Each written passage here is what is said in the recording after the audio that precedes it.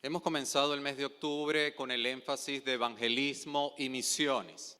Y ustedes pueden ver toda la decoración que hay en el templo, están las banderas, allá hay un excelente anuncio. Pueden ver allá hacia el lado derecho de ustedes donde dice, alzad vuestros ojos y mirad los campos. ¿Por qué? Porque ya están listos para la siega.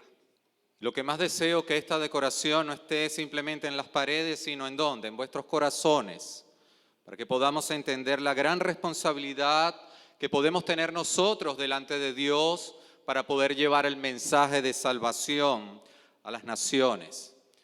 Y podemos ver también en este lugar, en el lado izquierdo de parte de ustedes, todas las obras de extensión que se han llevado a cabo. Primeramente, recuerden que esta iglesia nació de pastores o misioneros canadienses que vinieron para acá, estuvieron pastoreando acá esta iglesia, esta congregación.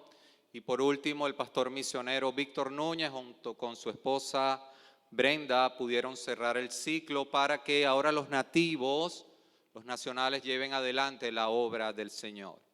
De la misma manera, ya en Yagua, un equipo misionero plantó la obra allá. Actualmente el pastor Rubén está pastoreando dicha obra, estén orando por el pastor Rubén. De igual forma, en Tinaquillo se nos permitió, junto con un equipo de misioneros, aquí están los Camejos, los Fallar, que actualmente continúan allá en la obra, Raúl Lezama, mi hermana Maggie, que está allá al fondo, mi esposa Jennifer y yo, el Señor nos permitió, para la gloria de Él, poder plantar una obra en Tinaquillo, la cual actualmente sigue adelante. Los hermanos que están allá apoyan, para que ustedes sepan, una obra que se está plantando en Tinaquillo por medio de la iglesia de la Fundación Mendoza. Entonces estamos trabajando como un solo cuerpo. De la misma manera, en Coro, los pastores José y Nayibe pudieron plantar la obra allá. Actualmente está pastoreando el pastor Luis, estemos orando por los pastores.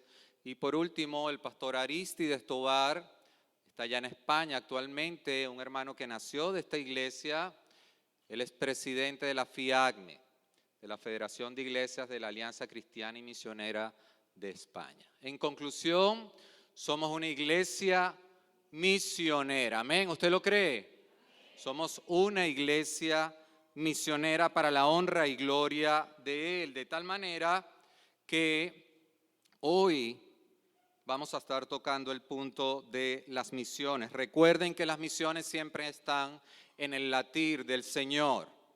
¿Ok? Y podemos contribuir a la obra misionera o orando con nuestras rodillas, o dando con nuestras manos, o yendo con nuestros pies. De la misma manera, damos gracias al Señor porque tenemos al misionero Jorge Petit de nuestra congregación junto con su esposa Valerie, que este miércoles nos va a estar acompañando.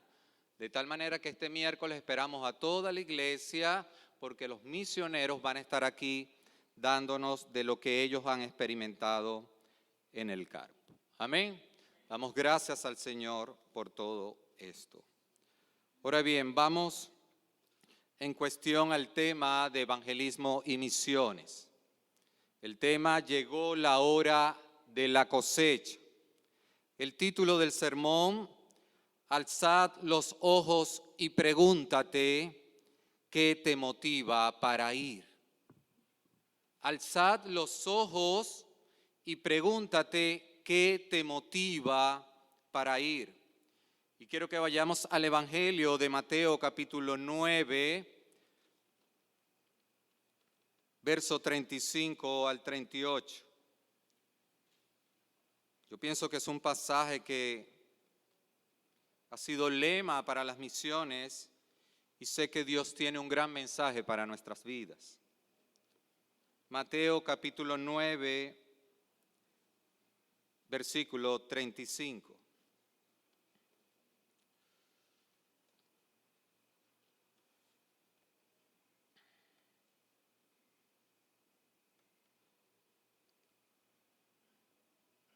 Amén, iglesia, ¿todos lo tienen?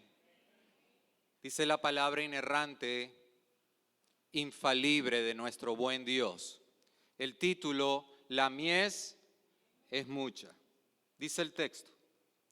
Recorría Jesús todas las ciudades y aldeas, enseñando en las sinagogas de ellos, hablando de los fariseos, y predicando el evangelio del reino y sanando toda enfermedad y toda dolencia en el pueblo. Verso 36.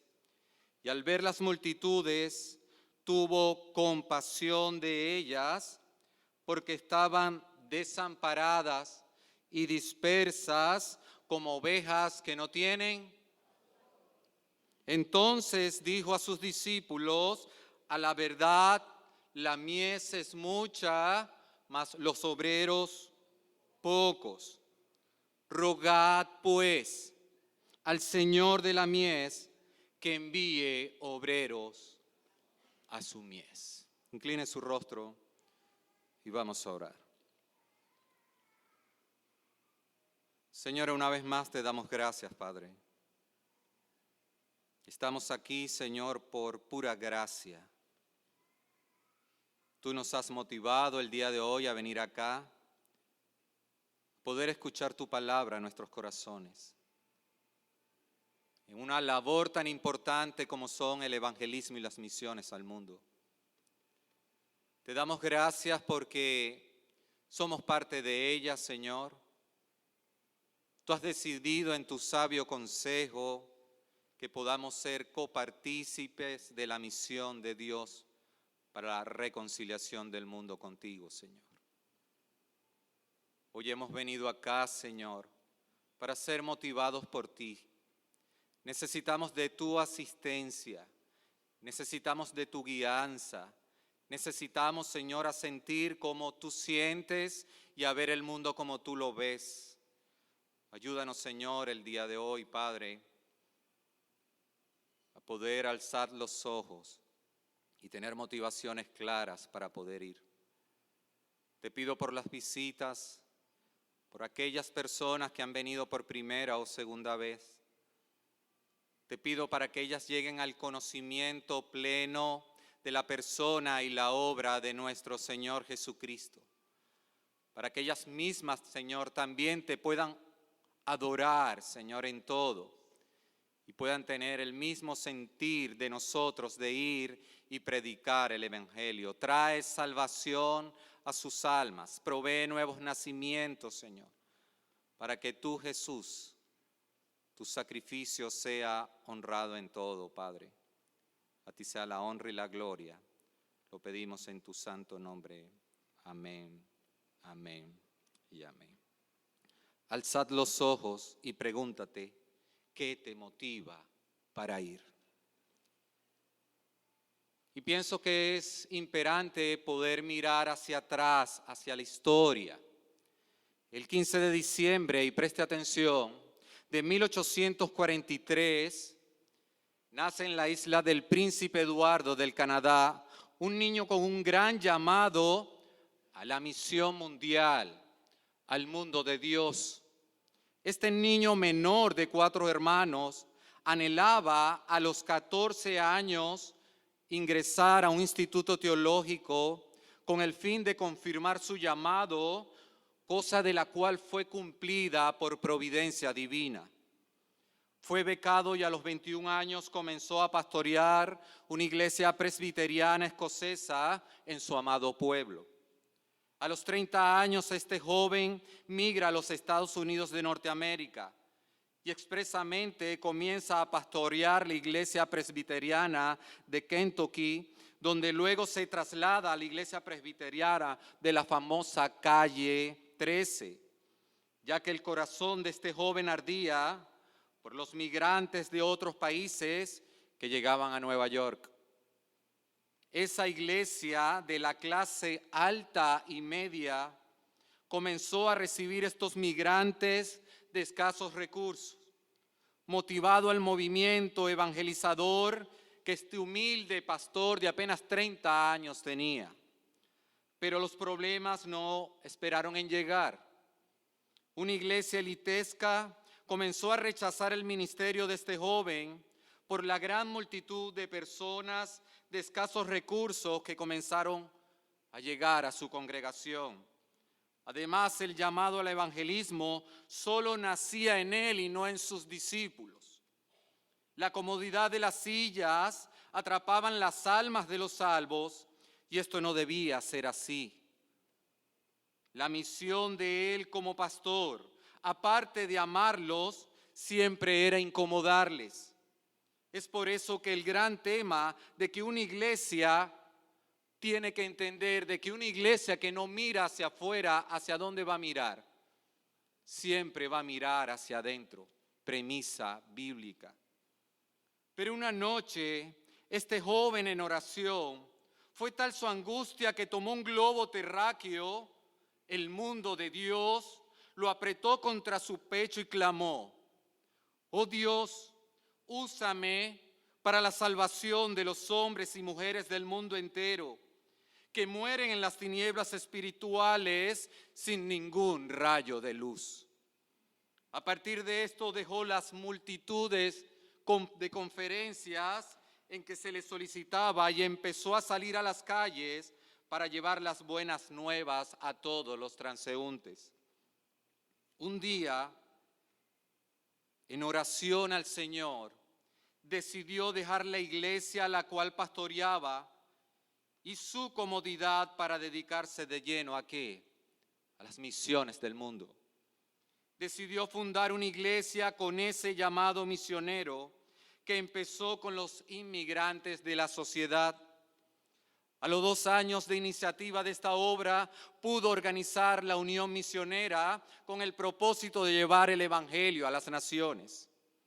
Luego de 4 años, 1887, este ministerio se convertiría ¿en qué?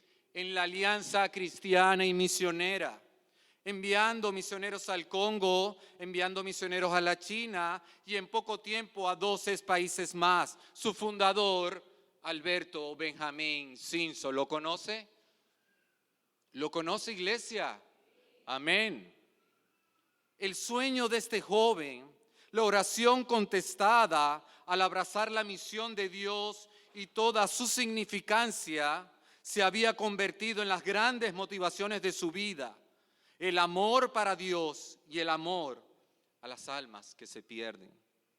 De tal manera que el argumento que hoy traigo para sus vidas es que tendremos compasión por los perdidos cuando roguemos al Señor de la mies y tengamos motivaciones correctas, así como las tuvo Benjamín Simpson, el fundador de nuestra denominación.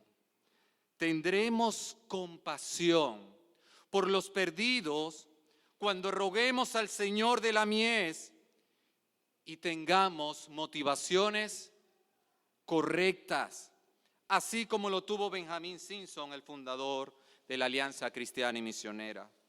Ahora bien, para desarrollar este argumento es necesario adentrarnos ¿en dónde? En el texto, para poder ver dónde nace la compasión por los perdidos y qué nos motiva realmente a ir. Vayamos al texto, verso 35, saque su Biblia. Que el dedo índice nunca se aparte de la palabra, porque es la palabra la que hoy hablará a vuestros corazones. Dice el texto en el verso 35, recorría Jesús todas las ciudades y aldeas, enseñando en las sinagogas de ellos y predicando el evangelio del reino y sanando toda enfermedad y toda dolencia del pueblo. En primer lugar, amada iglesia, vemos la misión del Padre puesta de manifiesto en la persona ¿de quién? De nuestro Señor Jesucristo. Acá vemos el ministerio en acción de nuestro Señor, el cual era la enseñanza, la predicación del evangelio y ¿qué más? La sanidad de las enfermedades y las dolencias. Dice el texto que Jesús recorría todas las ciudades y todas las aldeas. El Dios encarnado cumplía su misión recorriendo. Él iba donde estaba la necesidad de ¿qué? De enseñar. Él iba recorriendo donde estaba la necesidad de evangelizar y de sanar por medio del médico por excelencia, nuestro Señor Jesucristo. ¿Usted lo cree?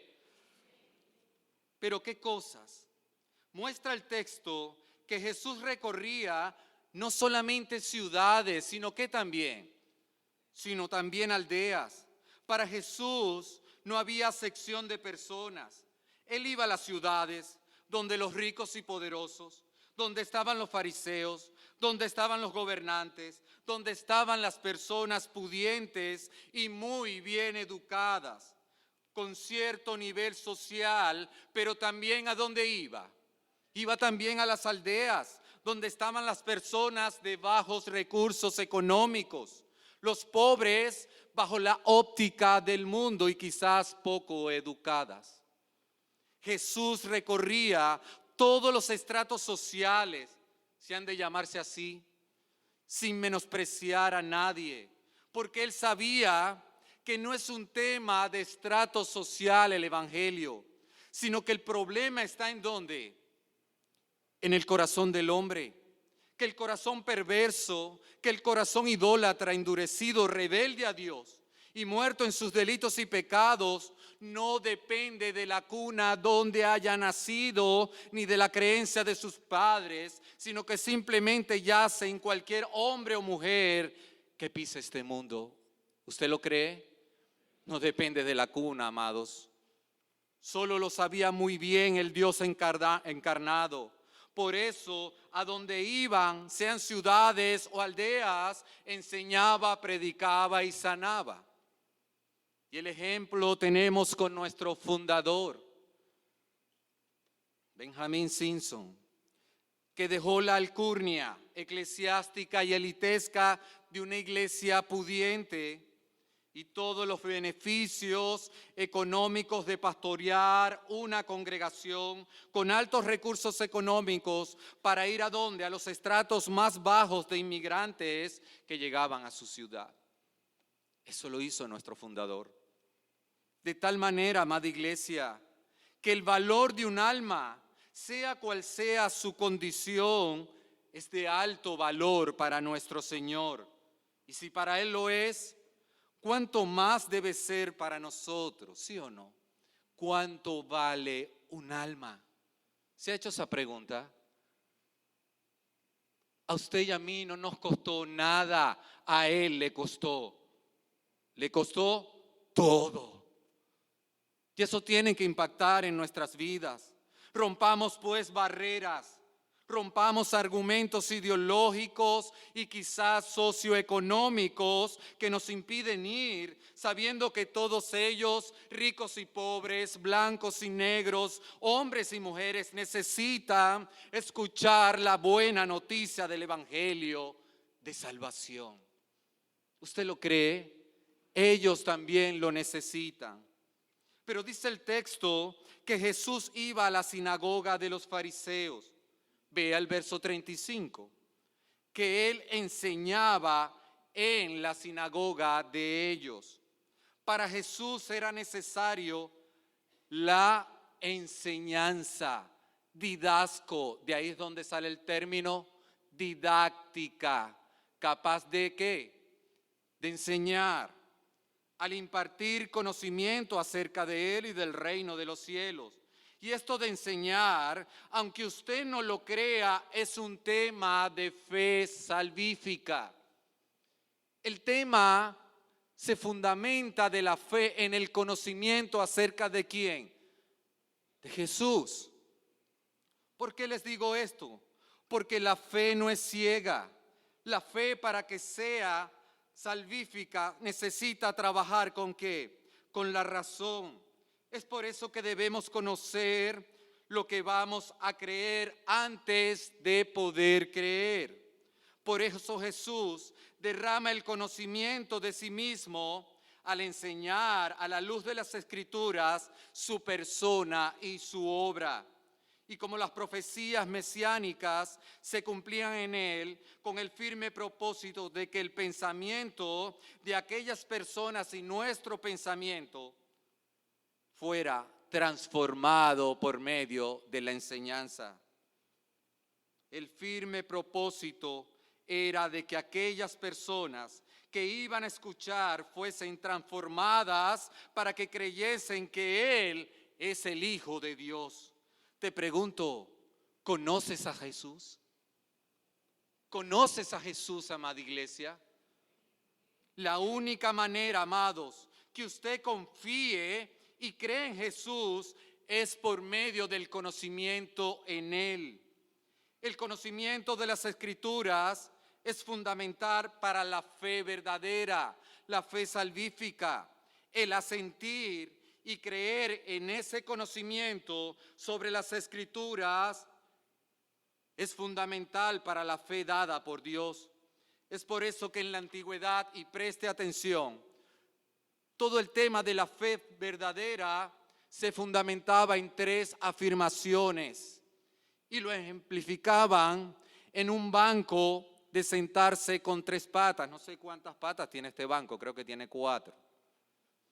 Para ellos, para los antiguos, la fe se fundamentaba en las 3 patas. La primera pata, para que haya fe verdadera, debe existir un verdadero conocimiento ¿de quién? De Jesús, de su persona y su obra. Es lo que llamaban la notitia o el conocimiento. La segunda pata es asentir, ascensus, o afirmar ese conocimiento como verdadero y real. Creer que Jesús es el Hijo de Dios. Y quiero que sepa que esta es la fe de los demonios. Los demonios conocen a Jesús, ¿sí o no? Los demonios creen que Jesús es el Hijo de Dios, pero ¿qué les falta? La fiducia. Ellos necesitan la fiducia, que es confiar plenamente en Jesús. Los demonios no lo hacen. Que no solamente es conocer de Jesús, que no solamente es creer lo que Él es, sino ahora es confiar y descansar en Él y derramar plena obediencia como Rey y Señor de nuestras vidas. Amén. Así los antiguos determinaban la fe verdadera fundamentada en el conocimiento. Te pregunto, ¿conoces a Jesús? Es por eso que Jesús se enseñaba.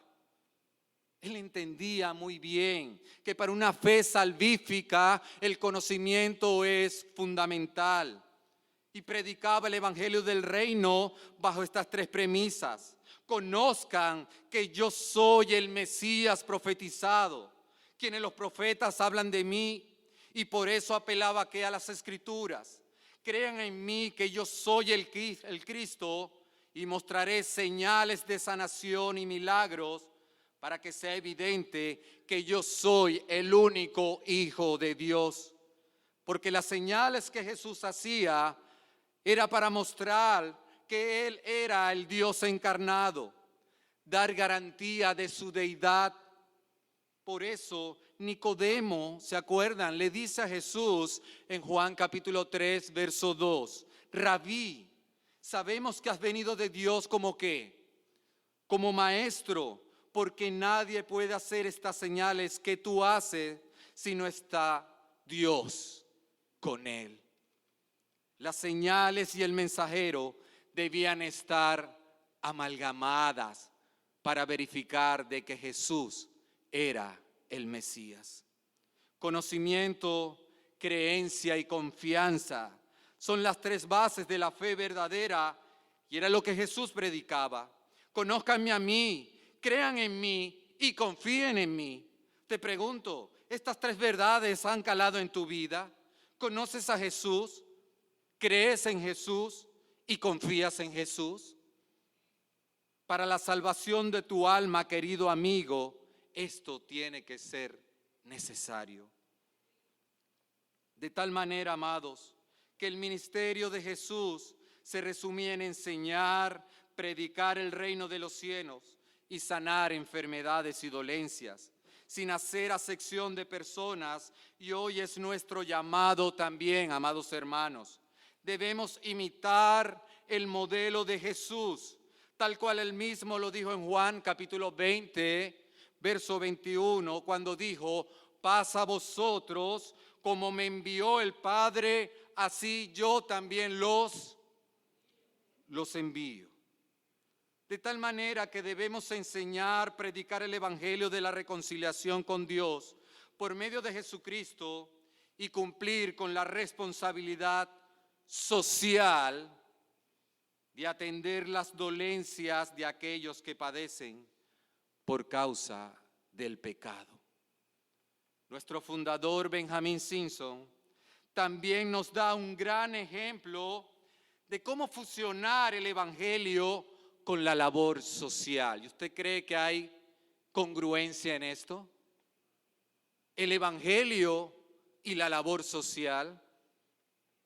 La historia registra la participación, el patrocinio, la defensa, la inspiración, el respaldo y el estímulo a varios ministerios sociales, comenzando en la ciudad de Nueva York, así como a ministerios sociales extranjeros. Ejemplo, trabajó como misionero de rescate para hombres alcohólicos, eso lo hizo Simpson.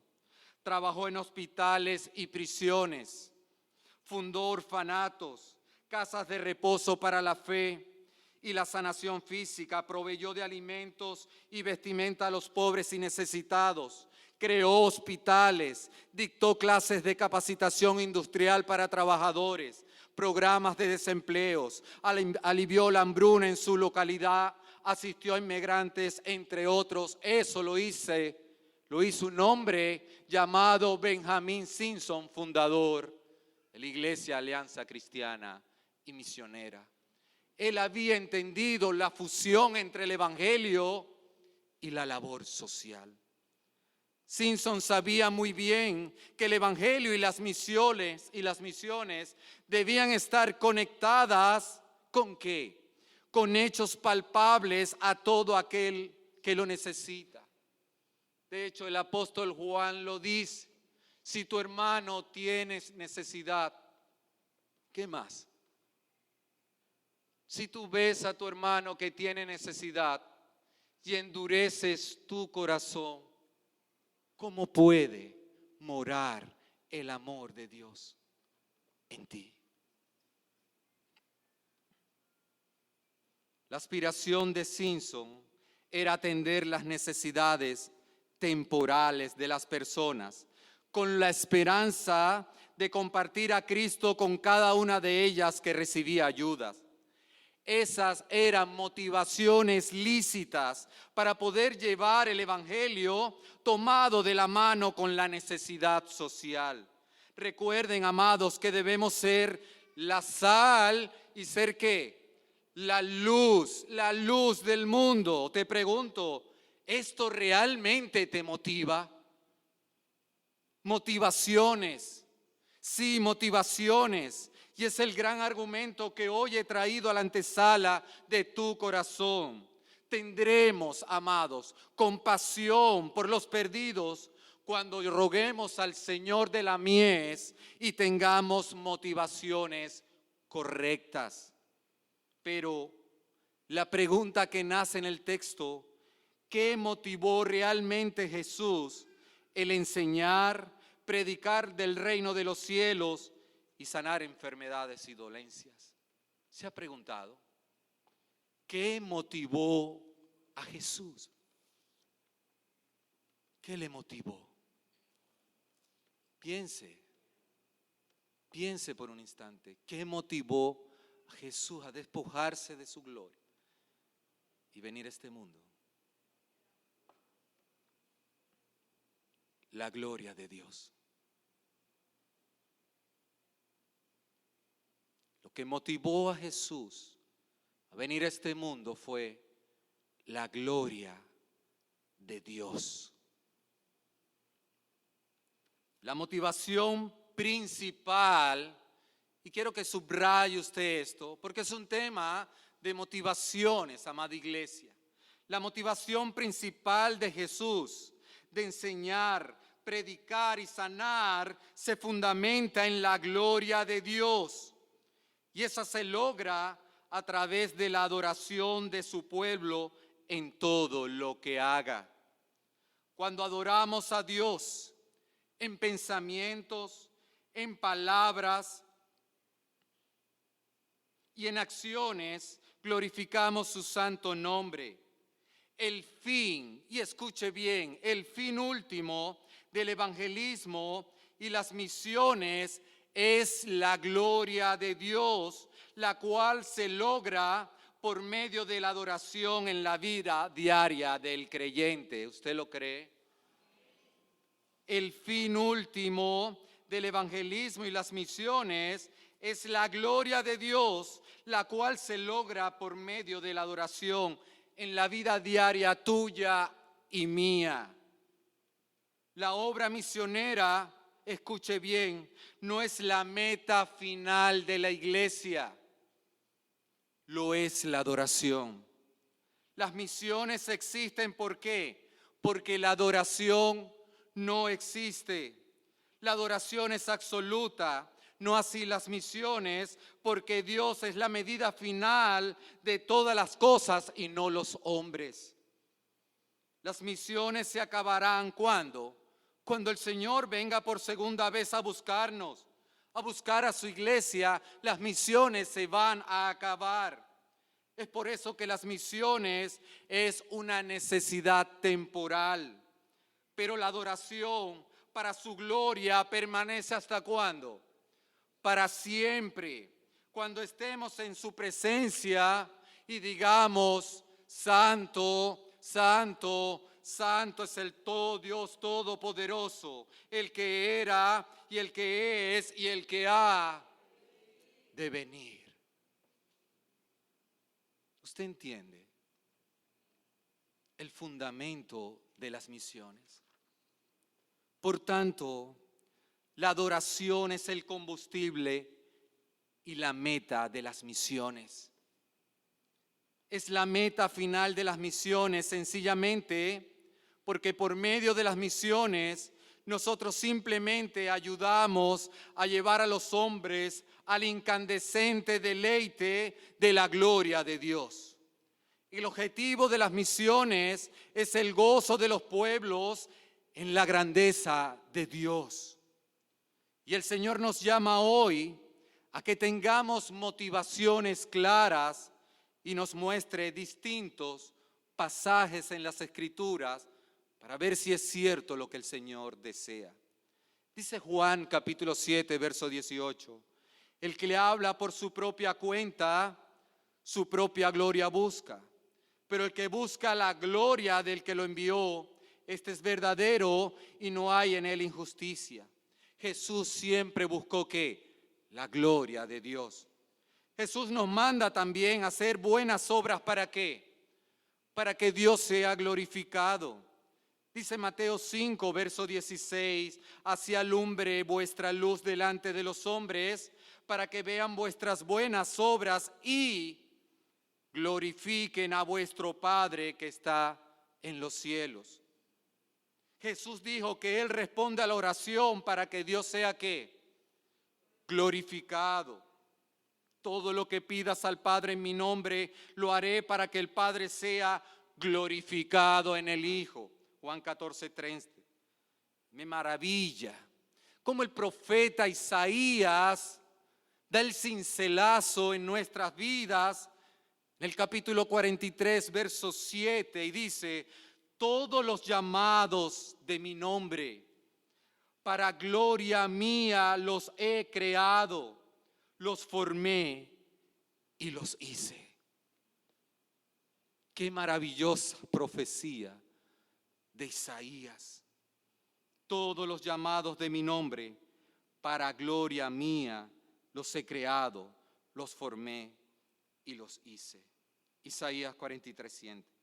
Dios nos enseña a hacerlo todo para su gloria. Si pues coméis o bebéis o hacéis otra cosa, hacedlo todo ¿para qué? Para la gloria de Dios. 1 Corintios 10:31, y es un pasaje muy pertinente para las misiones. Seamos luz para glorificar a Dios por nuestras buenas obras. El plan de Dios se fundamenta en llenar la tierra con el conocimiento de su gloria. Dice Habacuc 2:14, porque la tierra se llenará del conocimiento de la gloria de Jehová, como las aguas cubren la mar. Es por eso que el fundamento y la motivación principal de las misiones es la adoración al Dios de la Biblia para su gloria. Cuando un alma adora a Dios en espíritu y verdad, lo glorifica. Pero lamentablemente, amados, allá afuera, quiero que lo sepa y ve esta óptica. Allá afuera se está blasfemando el nombre de Dios y pisoteando su gloria. Y eso nos debe motivar, ¿sí o no? ¿No se está blasfemando el nombre de Dios allá afuera? ¿No se está pisoteando el sacrificio de nuestro Señor Jesucristo? Cuando Pablo llevó la acusación de su propio pueblo en Romanos 2:24, dijo: el nombre de Dios es blasfemado ¿entre quién? Entre los gentiles por causa de vosotros. Este es el mayor problema en el mundo y la mayor infamia. La gloria de Dios no es honrada. Te pregunto, ¿no te debiera motivar eso? Muchas veces nos remangamos las mangas y defendemos cualquier argumento o situación en la calle, pero ¿has pensado que el nombre de Dios, su gloria, no está siendo honrada? Dijo un hombre de Dios que, escuche bien, la santidad de Dios no es reverenciada, la grandeza de Dios no es admirada. Eso pasa allá afuera. El poder de Dios no es alabado, la verdad de Dios no es vista, la sabiduría de Dios no es estimada, la belleza de Dios no es atesorada, la bondad de Dios no es saboreada, la fidelidad de Dios no es confiada, los mandamientos de Dios no son obedecidos, la justicia de Dios no es respetada, la ira de Dios no es temida, la gracia de Dios no es querida, la presencia de Dios no es apreciada, la persona de Dios no es amada. El infinito y todo glorioso creador del universo, por quien existen todas las cosas y por quien todas las cosas subsisten, el cual sostiene la vida de toda persona en espíritu en todo momento, es menospreciado, no creído, desobedecido y deshonrado entre los pueblos del mundo. Fin de la cita. Y te pregunto, ¿usted no cree que es un motivo lícito para ir? Pregunto, amada iglesia, ¿no es un motivo lícito para ir que la gloria de Dios no está siendo honrada allá afuera?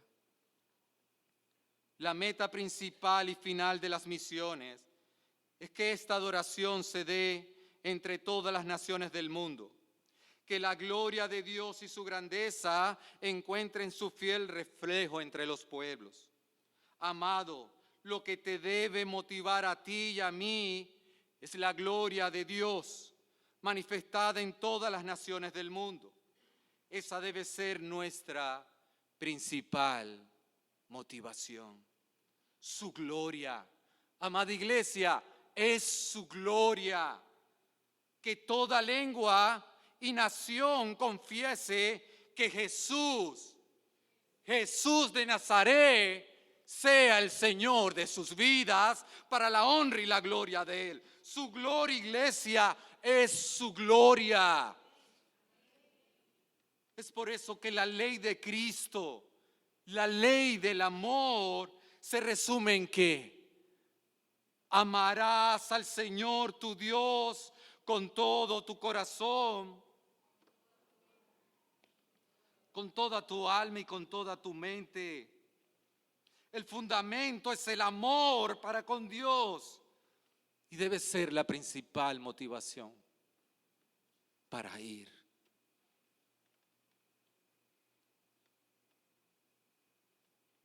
Que otros lo amen como tú lo amas.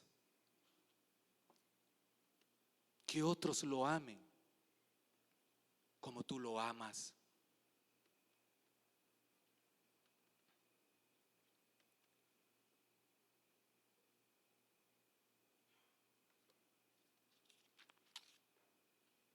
Pero ¿qué de los perdidos?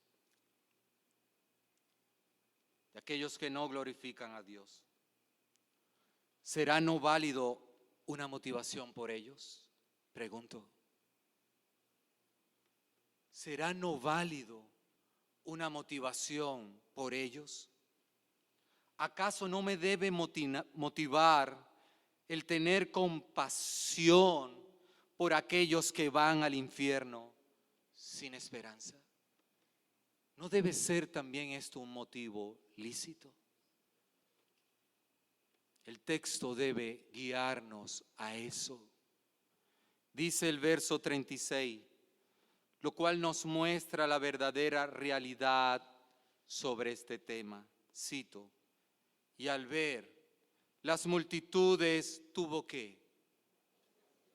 Compasión de ellas, porque estaban desamparadas y dispersas como ovejas que no tienen pastor. ¿Cómo es que tener compasión por la gente se relaciona con el motivo principal de tener pasión por la gloria de Dios? ¿Cómo ahora podemos relacionar el versículo anterior con este? ¿Cuál es la palabra clave que usted ve en el versículo 36? ¿Cuál es la palabra que destella a sus ojos en el verso 36? La compasión. Es la compasión. La gran diferencia entre tener empatía y compasión es que ambas muestran un sentimiento profundo de tristeza y pena por el sufrimiento de ¿quién? De otra persona. Pero la gran diferencia es que la empatía se queda en el sentimiento anclado como unos grilletes en el pie que está siendo empático. Mientras que la compasión pone manos a la obra, ¿para qué? Para mitigar el dolor. Existe un deseo y una motivación activa para aliviar el dolor profundo producido ¿por qué? Por el pecado. Jesús dice en el texto que Él muestra compasión por las multitudes. Sintió una profunda tristeza al verlas como desamparadas, sin protección, abandonadas, desvalidas, indefensas y dispersas por la ausencia del Padre en sus vidas. Y hablaré a sus corazones. Muchos de nosotros, siendo niños, experimentamos el desamparo de un padre o de una madre cuando se fue a trabajar o no estuvo en los momentos cruciales de nuestras vidas cuando en realidad los necesitábamos. Pero Jesús tomó la acción de encarnarse y presentar el Evangelio del Reino y reconciliarnos con nuestro Padre Celestial. Y siempre, amada Iglesia, me aferro a esta promesa y a este gran versículo, que cuando lleguen pensamientos a mi vida, David en el Salmo 27 dice que aunque mi padre y mi madre me dejaren, con todo Jehová me recogerá. Y esa es una promesa. Dios no es un Dios que abandona, no. Él siempre estará contigo en las buenas y en las malas. Que nuestros padres biológicos, por su humanidad, en momentos especiales nos pudieron abandonar. Amados, La segunda motivación del Señor fueron las almas perdidas. Jesús no solamente fue empático en ver nuestro dolor y ponerse en nuestros zapatos, sino también se encarnó en este mundo para reconciliarnos ¿con quién? Con el Padre, y traer la felicidad que tú y yo no teníamos, traer el gozo de una comunión íntima con Él, la cual se había perdido ¿en dónde? En el Edén, amados. Amarás al Señor tu Dios con todo tu corazón y con toda tu alma y con toda tu mente, primera motivación. Y amarás a tu prójimo como a ti mismo, segunda motivación. La motivación de las misiones se fundamentan en este versículo de Mateo 22, 37 al 40. El amor a Dios para su gloria y el amor al prójimo para que éste glorifique a Dios. Y aquí en este verso vemos el gran problema de las multitudes y el porqué de la compasión por ella. No tienen pastor. Amados, la humanidad, y espero que usted entienda esto, no tiene al buen pastor. Querido hermano, quizás tu amigo, tu vecino, tu padre, esposo o esposa, tus hijos están siendo guiados por otros que dicen ser pastores. Son ellos los asalariados, que no son el pastor, de quien no son propias las ovejas. Ven al lobo que viene y las dejan, huyen y el lobo las arrebata y esparce las ovejas, pero no son el buen pastor. El sistema de este mundo está pastoreando a la humanidad, pero no son el buen pastor. Jesús dijo en Juan 10:14, yo soy el buen pastor. Conozco mis ovejas y ellas me conocen. Como el Padre me conoce y yo conozco al Padre y pongo mi vida por las ovejas, también tengo otras ovejas que no son de este redil. Aquellas también me conviene traer y oirán mi voz y habrá un rebaño y un pastor.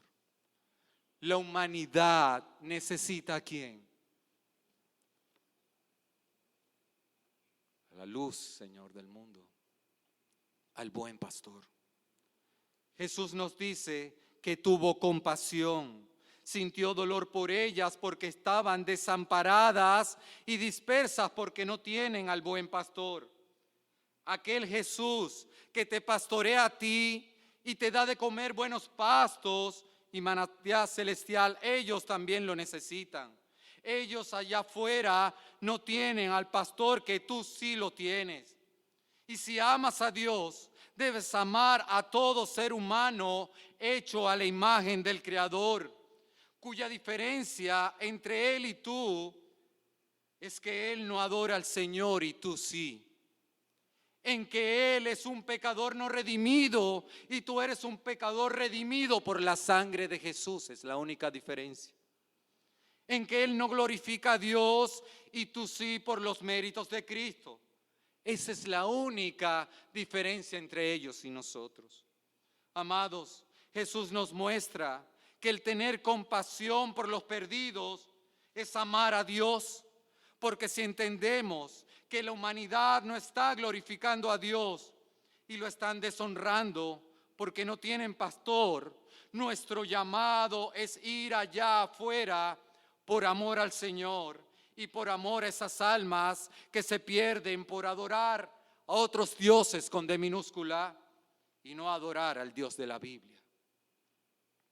Es por eso que la gloria de Dios se conecta muy bien en tener compasión de ir y llevar las buenas nuevas de salvación a los perdidos. ¿Usted está aquí? La mayoría de nosotros estaría de acuerdo en que Jesús vino no solamente para defender la justicia de Dios y confirmar la gloria de Dios, sino además para rescatar a pecadores de la miseria eterna. Recuerde que con la rebeldía del hombre viene la miseria. El pastor John Piper dijo que la incredulidad no solamente deshonra a Dios, sino que también destruye el alma. Todo lo que desacredita a Dios daña al hombre. Toda agresión hacia la santidad de Dios es una agresión a la felicidad humana. Cada pensamiento, sentimiento o forma de proceder que hace que Dios se ve de una manera incorrecta o irrelevante aumenta la ruina del hombre.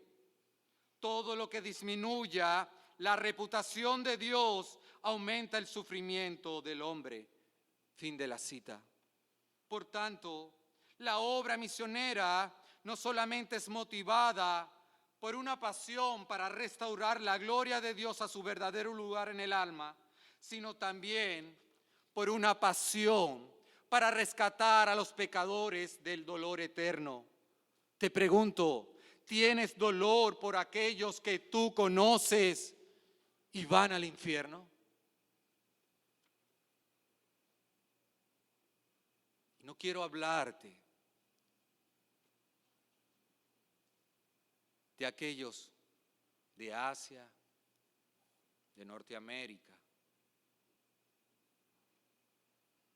allá en Israel o en Gaza. Te pregunto por los tuyos. Ahí es nuestra medida. Es ahí. Ellos están glorificando a Dios o lo están deshonrando.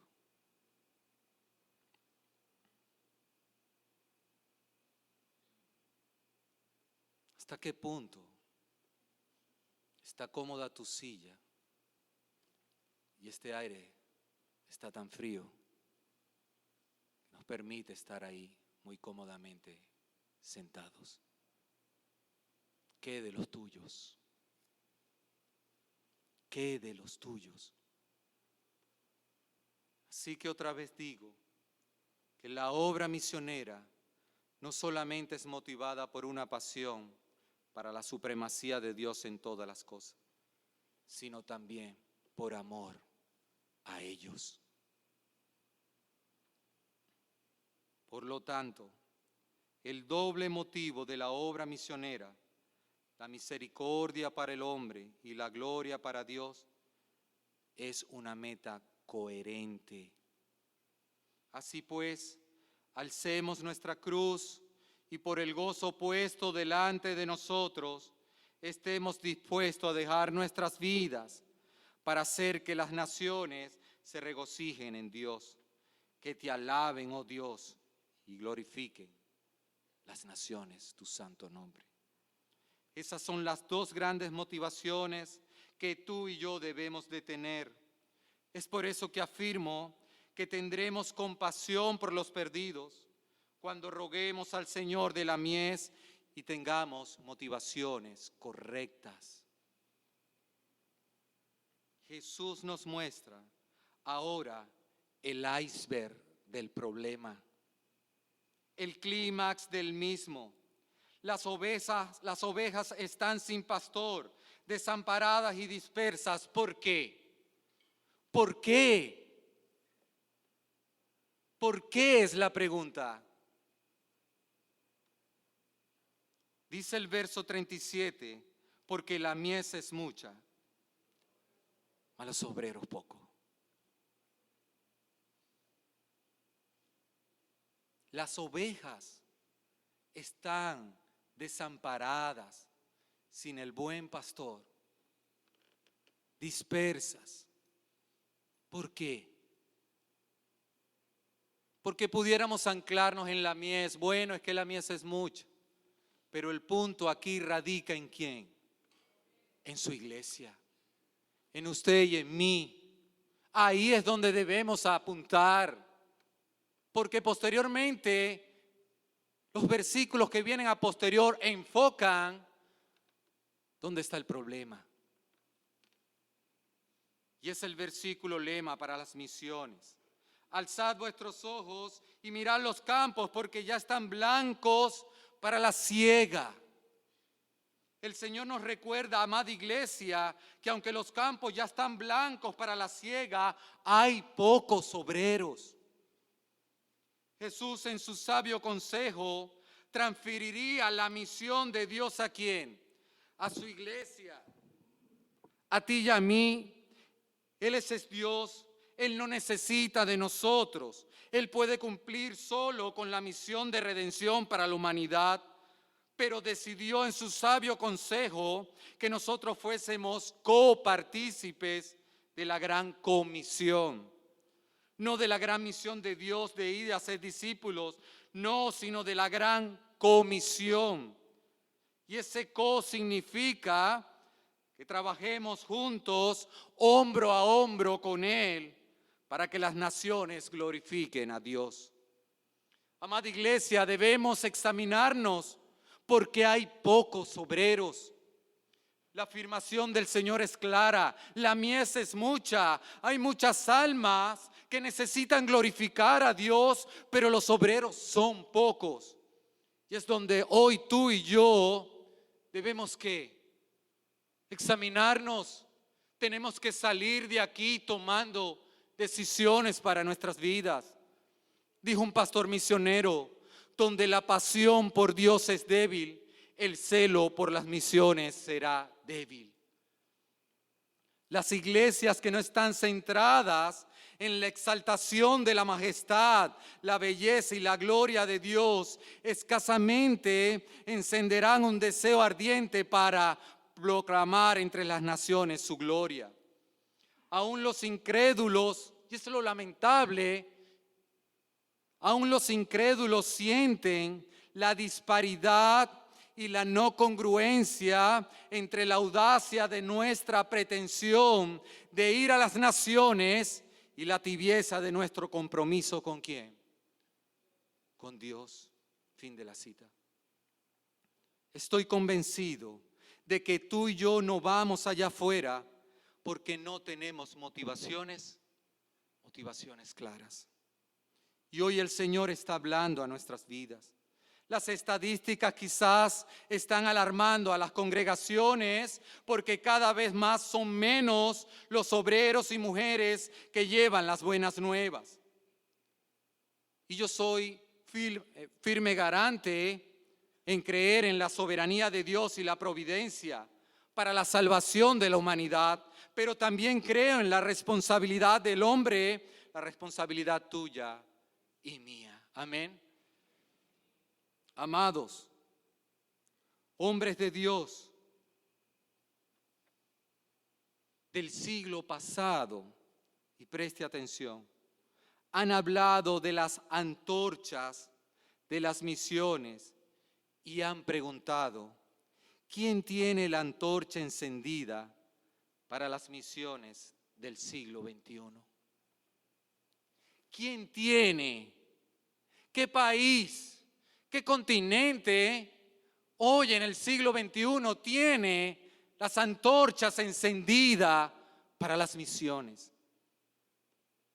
Y explican, desde el siglo 0, donde nuestro Señor Jesucristo tocó la tierra, hasta el año 1000 después de Cristo, ¿dónde estaba la antorcha para las misiones? La tuvo la iglesia ¿de dónde? De Oriente, Israel, Asia, Turquía, misiones de los apóstoles, padres de la iglesia, ¿se acuerda? Usted conoce de historia. Ellos tuvieron durante 1000 años las antorchas de las misiones. Desde el año 1000 después de Cristo hasta el 2000, la antorcha de las misiones la tuvo la iglesia de Europa y Norteamérica con estos grandes hombres misioneros como Jim Elliot, lo conoce, Hudson Taylor, Whitefield, los hermanos Wesley, Guillermo Carey, entre otros que llevaron el evangelio a todo el mundo, Europa y Norteamérica. Pero ahora, ¿quién tiene la antorcha de ir a las misiones? La Iglesia del Sur. ¿Usted escuchó? La iglesia del sur. La iglesia del sur.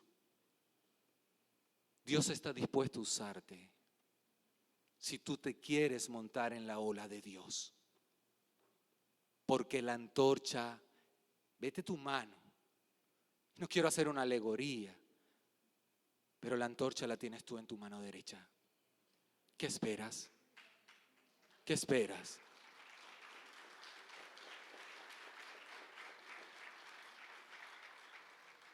La iglesia del sur, Latinoamérica, tú y yo, amados, somos los llamados a ir para que su nombre sea glorificado en las naciones. Somos tú y yo, somos tú y yo. ¿Qué esperas? ¿Qué estás esperando? Glorifica al Señor, levántate y ve por lo que más ames, que es la gloria de Dios. Suelta las ataduras de la comodidad y las limitaciones que puedes tener en tu mente. El Señor solo necesita ¿qué? Corazones dispuestos para ir. Es lo que Dios necesita. Un corazón dispuesto, un corazón que lata como el corazón de Dios para las misiones.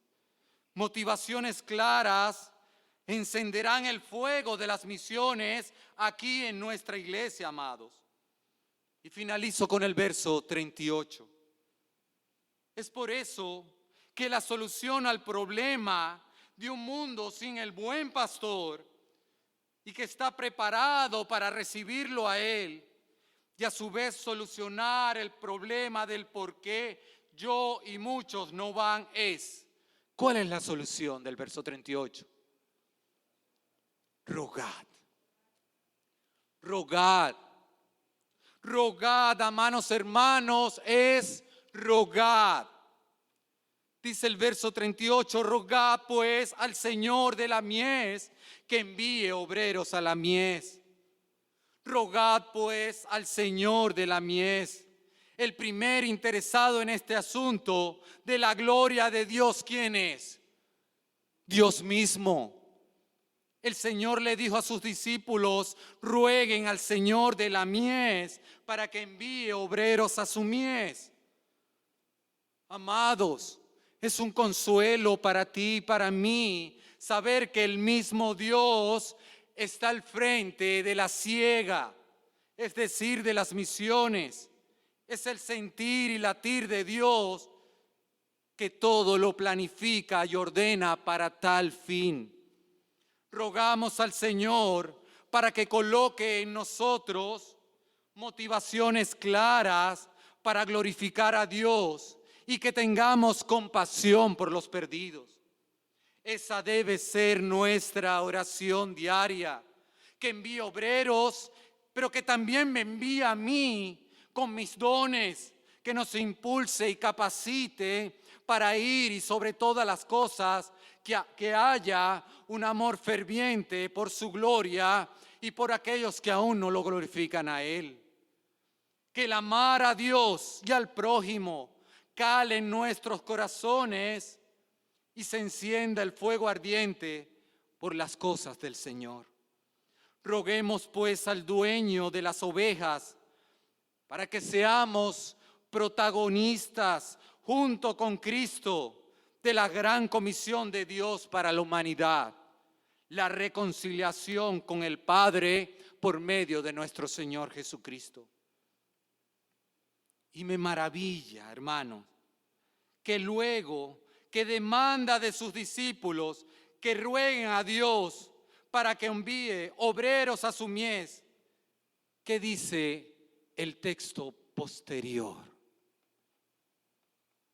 del capítulo 10?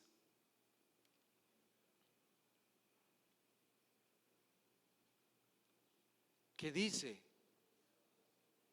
¿Qué dice, amada iglesia?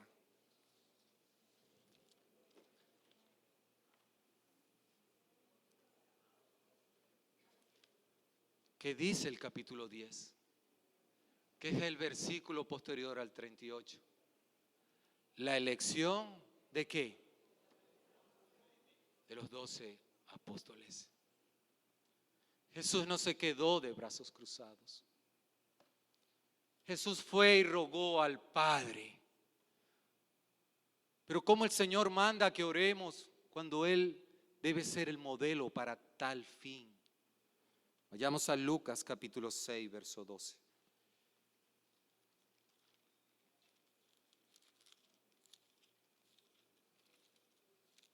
Lucas 6, 12.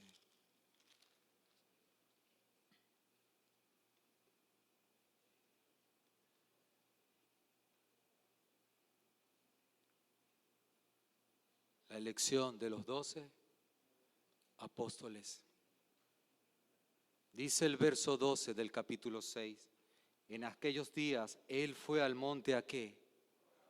A orar, y pasó la noche orando. ¿A quién? A Dios. Cuando era de día, llamó a sus discípulos y escogió a 12 de ellos, los cuales también llamó apóstoles. A Dios no se le escapa nada, amados. Es por eso que para poder tener una comprensión del texto, debemos leer el contexto literario y poder fundamentarnos en versículos que afiancen la verdad que Cristo nos está diciendo. ¿Qué concluimos, amada iglesia?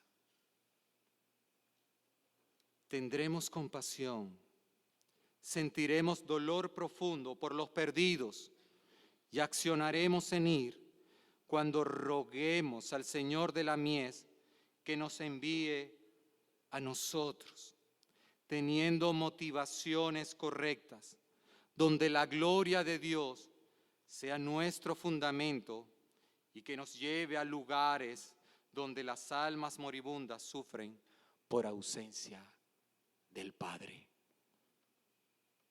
Ahí es donde debemos ir.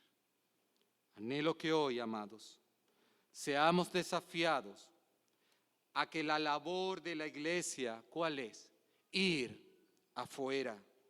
Porque una iglesia que no mira hacia afuera va a mirar hacia adentro. Recuerde que la iglesia está para la gloria de Dios. Ese es nuestro último fin. Amén. Incline su rostro y vamos a orar, Señor. Gracias, Padre.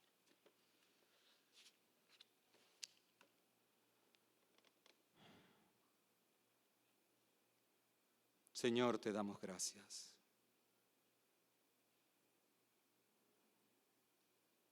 Hoy hemos escuchado tu palabra en nuestras vidas, Señor. Sabiendo de que tú, en tu sabio consejo, Dios, oraste al Padre para la elección de 12 hombres, apóstoles, con el llamado de ir a las misiones y proclamar en el mundo gentil. Y gracias a ellos, a su obediencia, por esa fe, Señor, rendida a ti, Señor. Hoy estamos aquí predicando de ti, Señor. Ayúdanos, Padre, a tener motivaciones claras, con prioridades claras, Señor, entendiendo que el amor para contigo es la prioridad en todo esto, Señor, para que tu nombre sea exaltado en todas las naciones. Pero de la misma manera coloca el peso en cada uno de nosotros por las almas que se pierden, Señor. Ayúdanos a entender el pasaje de Mateo, Señor. Que te amemos a ti sobre todas las cosas y al prójimo. Porque las misiones también se fundamentan en eso, Padre. Te pido por cada hermano acá presente. Espíritu Santo, desafía sus vidas. Espíritu Santo, quítales el temor. Quítales las limitaciones que puedan pensar o tener. Argumentos falsos, Señor, que puedan llegar a sus mentes para decir, no voy. La demanda es para todos. Id. No hay garantía de regreso. El Señor simplemente nos manda a ir. Pon ese peso de gloria tuya en cada corazón acá presente. Que podamos hoy ser desafiados, Señor. Que podamos hoy salir de aquí con convicciones claras acerca de las misiones, Señor. Que no es una responsabilidad de otros, sino de nosotros. Ayúdanos a estar, Señor, y a tener la antorcha en nuestras manos, sabiendo que hoy la tiene la Iglesia del Sur. Ayúdanos a entender esto, Padre.